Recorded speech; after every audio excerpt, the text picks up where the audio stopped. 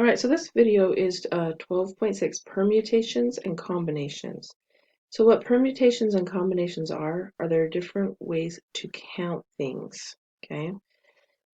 So let's start with permutations, but actually, even before we do that, there's some notation that I want to talk about. So if I see something like this, 5 factorial, this exclamation point is called factorial. And what that tells me is that I should start with the number that is in front of the exclamation point, and then I should multiply it by every number that came before it until I get down to 1. So 5 factorial is equal to 5 times 4 times 3 times 2 times 1. So in order to calculate that, you would literally just multiply those together. So I'm going to hurry and do that. So 5 times 4 times 3 times 2 times 1 is equal to 120. Okay, so if I had 3 factorial, that would mean take the number that's right before the exclamation point and multiply it by every number that came before it until you get to 1. So this would just be 3 times 2, which is 6, and 6 times 1 is 6. Okay, so that's what this exclamation point is called when you see it, and this is what it means. Take the number and multiply it until we get down to 120. Okay, so what is, or get down to 1, and that one equals 120. Okay, so what is a permutation? So let's imagine that we have 5 students. We have Allie, we have Brandon, we have Cameron, we have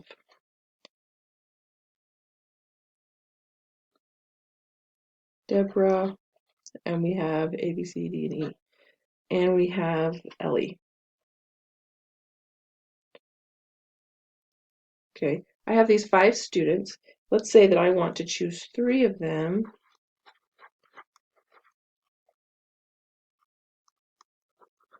for president, vice president, and secretary of the class.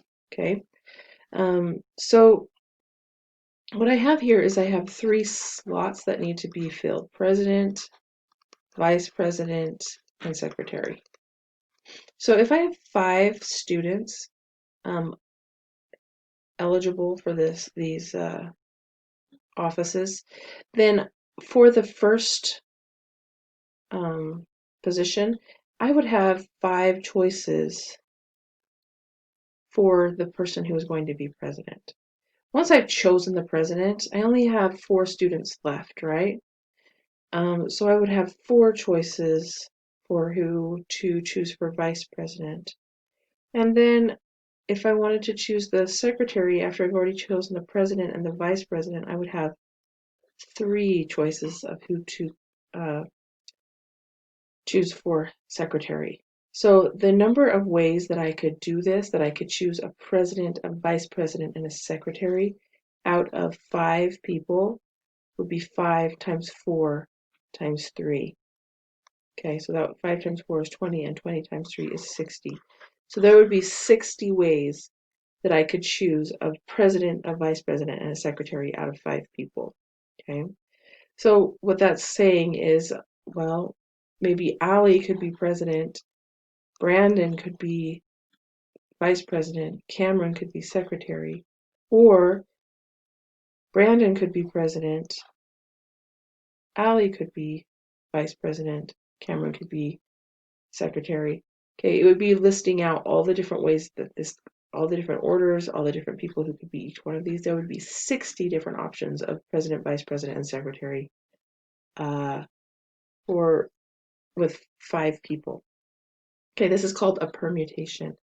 Now notice that in this permutation, I multiplied 5 times 4 times 3, and that gave me the number of ways that I could organize these 5 people into 3 slots.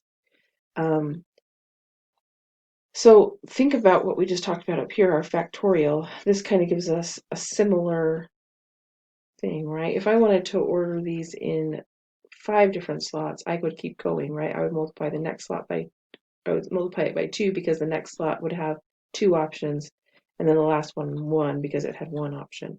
But in this case, we only did 3 slots instead of 5, and so we had to stop at 3. So it sort of looks like 5 factorial, but this 2 times 1 part got cut off. So because of that, the formula for a permutation,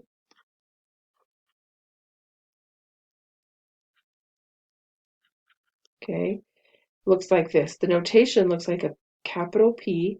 On the left-hand side, you're going to have a number n, and on the right-hand side, you're going to have a number r. This is red. N objects taken r at a time.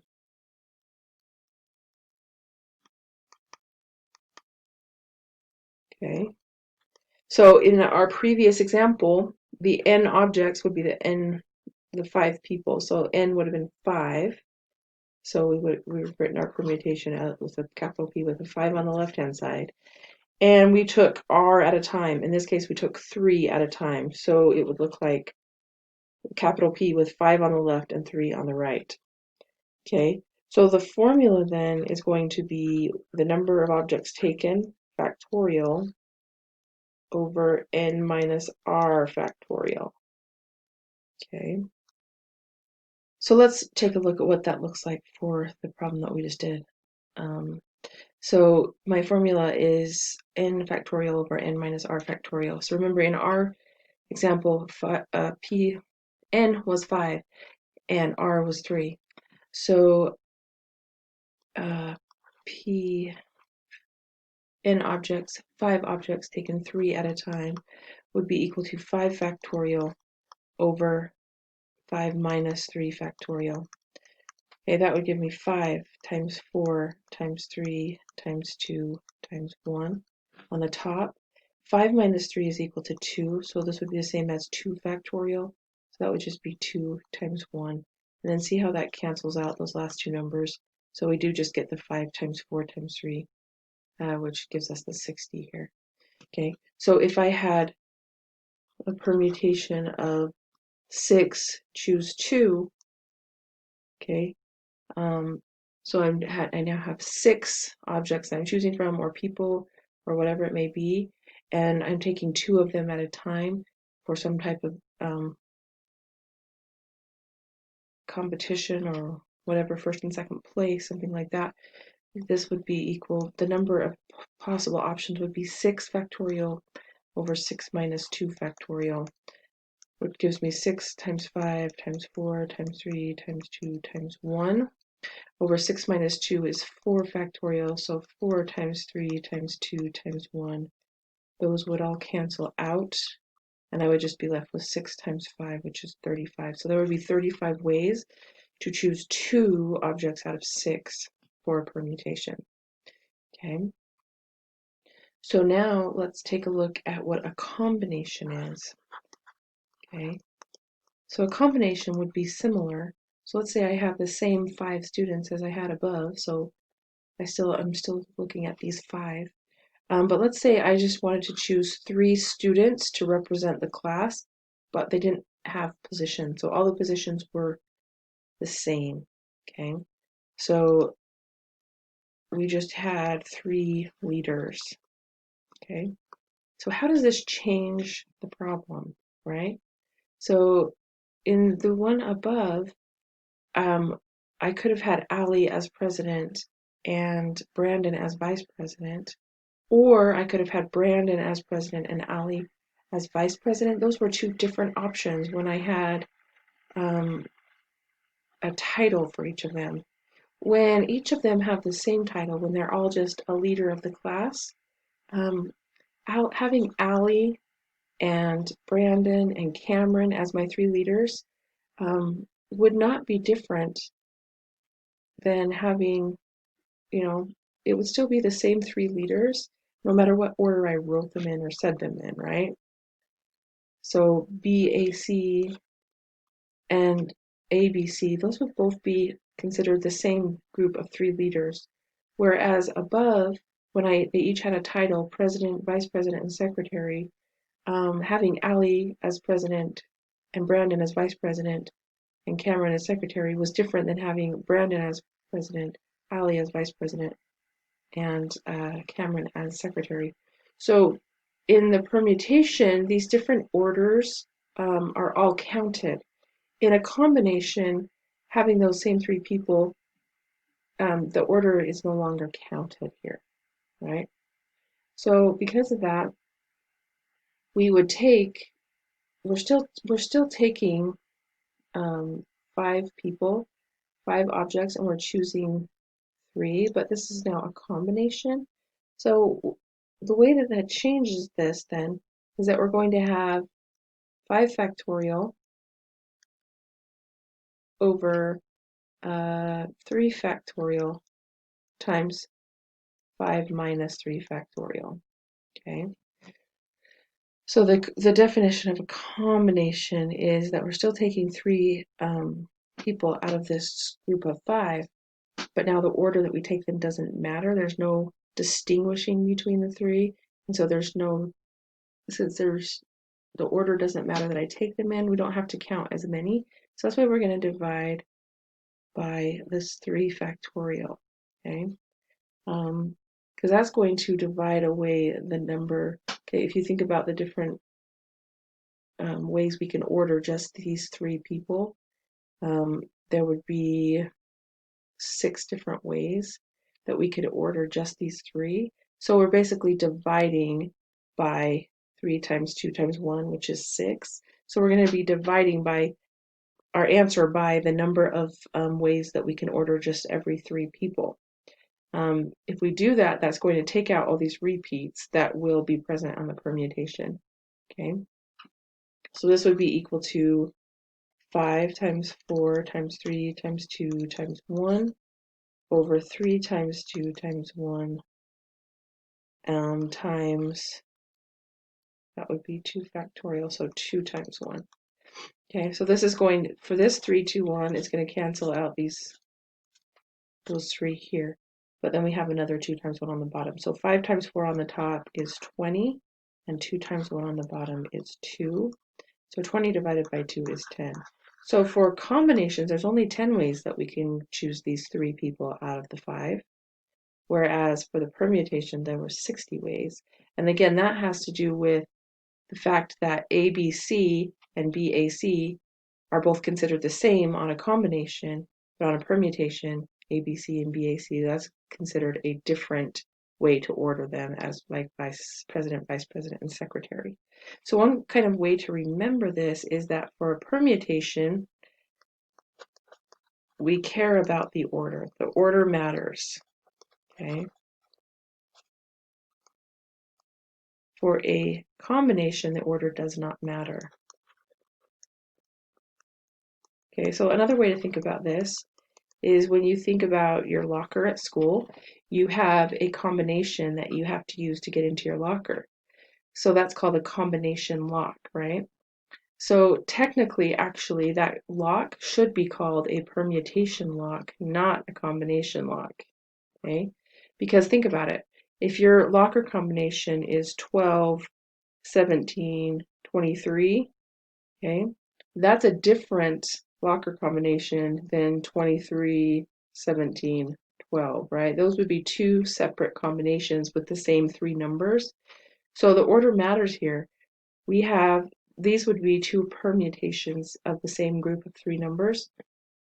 A combination, the order wouldn't matter, and 12, 17, 23 and 23, 17, 12, those would be considered the same combination, okay? So permutation counts each individual order, combination does not.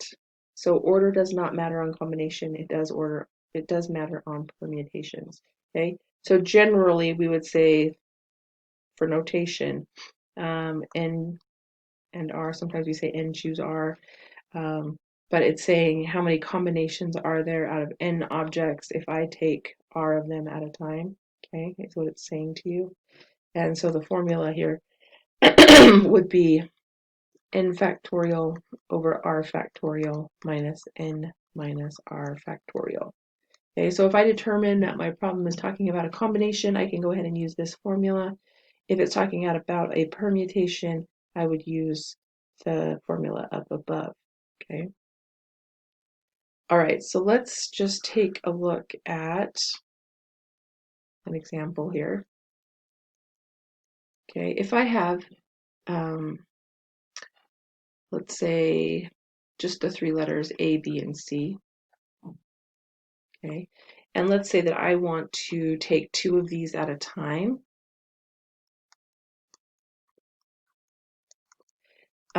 Let's see how many combinations we can make.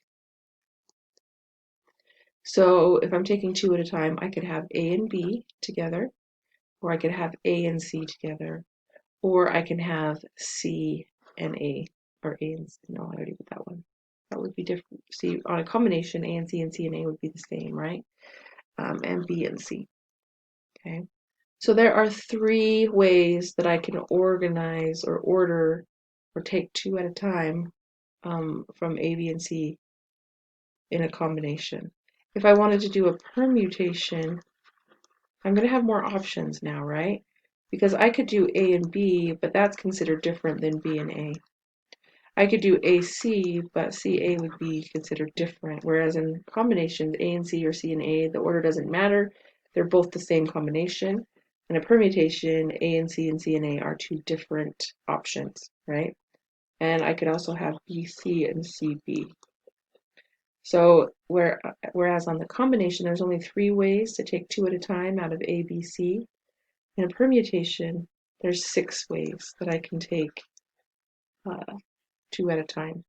So if it's asking you to list the combinations or list the permutations, this is what you're doing. You're listing all the different combinations of ways you could take two of those letters and organize them differently. Okay, let's just double check our formulas. So I had three objects to start with, and I chose two of them at a time.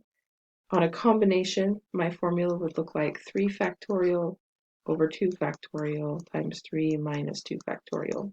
So this would be 3 times 2 times 1 on the top. 2 factorial would be 2 times 1, and then 3 minus 2 is 1. So 1 factorial would just be times 1. So the 2 and the 1 are going to cancel out. 3 divided by 1 is 3. So that did give us the same number of combinations.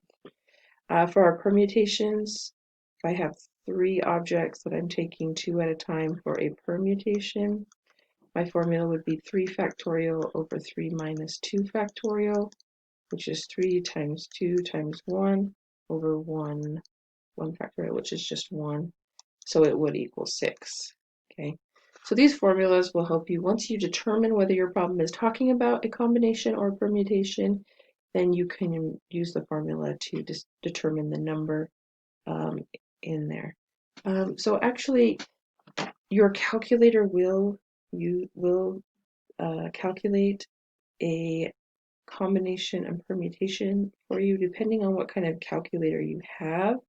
So you may want to play around with it and see if you can figure out how to get a combination or permutation. Since you're at home and I don't know what kind of calculator you are using, you may have to write out the formula each time, depending on whether your calculator does it. If you can figure out how to make your calculator do it, you're welcome to use it. But if not, you can always just go ahead and write it out. Okay. All right, so now we're going to take a look at some different word problems, and we're going to determine whether these are combinations or permutations. Okay. All right, so let's first look at number 17. A group of 32 people need to take an elevator to the top floor. They will go in groups of 8. They're deciding who will take the elevator on its second trip. So what we need to think about here is, does the order matter? Of these 8 people who are going to be in the elevator, is it going to be a different group of people or a different count if they're ordered differently? And the answer here is no, because we just need 8 people to go up in the elevator. The order of those people is not going to matter. It doesn't have any bearing on this. So this is going to be a combination. Okay, because it doesn't matter which order they go up in. Okay, So we have 32 people total, and we're choosing 8 out of them. So this would be a combination of 32, choose 8. Now on this section on your assignment, it actually asks you to calculate these. Because I don't know what kind of calculator you have and these numbers get pretty big, I'm actually not going to make you calculate this, but I do want to see these two things. I want to see you have written either combination or permutation, and then I want you to write it out, the formula like this, 32, 8, combination 32 objects, choose 8. So I want to see both of those things, but you don't actually need to calculate these on this one, okay? A team of 16 lacrosse players need to choose a captain and a co-captain. Okay, on that one, the order will matter because the captain being one guy and the co-captain being another would be counted differently than if they switched, I guess. So if John is the captain and Kale is the co-captain, then we would have to count that, and we would also have to count Kale being the captain and John being the co-captain. So those orders matter here. So this would be a permutation, and there are 16 lacrosse players, and we are choosing out 2 of them, one for captain and one for co-captain. Okay. Let's get back here. Let's see. Let's do 23. A team of 16 soccer players need to choose 3 players to refill the water cooler. Okay. So this is a little bit different than number 18. On 18, we were choosing some positions, a captain and a co-captain. On 23, we're still choosing a position, but the position is just 3 people to fill the water cooler. There's no distinguishing between the 3. All right, so if I chose Derek and Cameron and Ethan to fill the water bottles, that would not be different than if I chose Ethan and Derek and Cameron, right? The order doesn't matter here, so this would be a combination. Okay, so just think about whether you would need to count those different orders or not, and that will help you to determine whether it's a combination or a permutation. Okay. There are 300 students at a meeting. They each shake hands with everyone else. How many handshakes were there? Okay, would that be a combination or a permutation? So would Mr. Mumford shaking Mr. Parker's hand be different than Mr. Parker shaking Mr. Mumford's hand? Would I have to count those 2 separately? No. So this would be a combination, not a permutation, because the order doesn't matter. Okay. All right, so guys, give this a try. Remember, on the back page, you just need to tell me if it's a combination or permutation, and write the little notation there. On the first few problems, it's going to look more like this, and you can go ahead and actually calculate these ones. And I know some of these get a little bit big, but I still would like to see you do that. In fact, on these first 12, even if you do have a calculator that gives you a permutation or combination, on these first 12, just go ahead and calculate them by hand.